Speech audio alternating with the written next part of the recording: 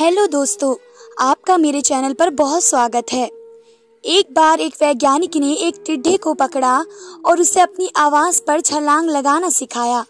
वैज्ञानिक टिड्डे से कहता, कूदो टिड्डे। उसकी आवाज़ सुनते ही जोर से छलांग लगा देता। अब वह वैज्ञानिक था तो प्रयोग करना बनता ही था। उन्होंने टिड्डे की छलांग पर प्रयोग किया।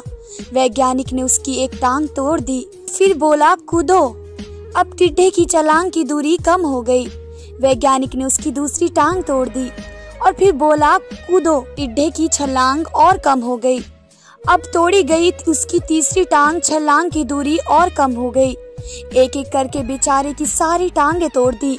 अब आखिरी टांग टूटने पर जब उससे कहा गया कूदो तो वह हिल भी नहीं पाया। अब वैज्ञानिक ने अपना निष्कर्ष अपनी डायरी में लिखा। जानते हो उसने क्या लिखा? जब टिड्डे की एक टांग तोड़ी गई तो वह थोड़ा बहरा हो गया। जब दूसरी टांग तोड़ी गई तो और बहरा हो गया और हर टांग टूटने के साथ वह और बहरा होता गया और सारी टांग टूटने के बाद वह बिल्कुल बहरा हो गया। जोर जोर से चिल्लाने का भी उस पर कोई असर नहीं हुआ।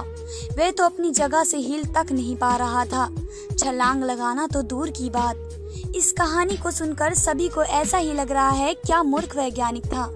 इतनी सीधी सी बात उसे समझ नहीं आई कि कुछ लोग ये भी सोच रहे होंगे ये तो किसी बच्चे को भी पता है कि टिड्डे की छलांग उसकी टांग टूटने से कम होती जा रही थी, ना कि वह बहरा हो गया था। पर दोस्तों, हम सभी जीवन में कई बार ऐसे ही मूर्ख बन जाते हैं। कई बार जीवन में दो घटनाएं एक साथ ऐसी घटती हैं कि उनका एक दूसरे से कोई संबंध नहीं होता, फिर भी ऐसा लगता है कि गहरा संबंध है। कभी कभी दिखता कुछ और है, हमें समझ कुछ और आता है और वास्तव में होता कुछ और है। इसलिए पछताना नहीं है तो जीवन में जल्दबाजी में कोई निर्णय ना लें। हमेशा समझ का इस्तेमाल करें, सावधानी बरतें, नतीजे सोच समझ कर ही निकालें। दोस्तों, आपको ये छोटी सी कहानी कैसी लगी हमें कमेंट सेक्शन में ज़रूर बताएं। आप अपने सुझाव भी लिखिए जिससे हम और भी बेहतर करने की कोशिश करें।